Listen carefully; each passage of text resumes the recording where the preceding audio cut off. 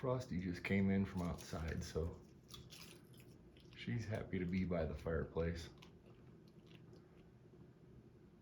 And she hangs out with her dog friends. King Charles Spaniel's in there.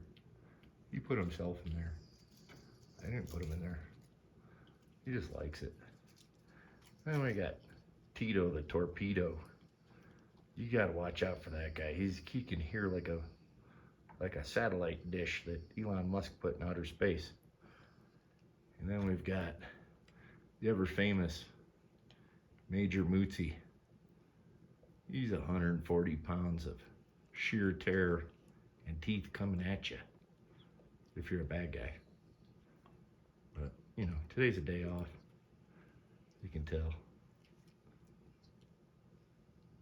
He's got good personality for a Rottweiler. So you gotta have your friends. But this is team backup. Plan B. Now what you notice about her that's special is she's only got 3 legs. And she seems to get around just fine. That makes her special.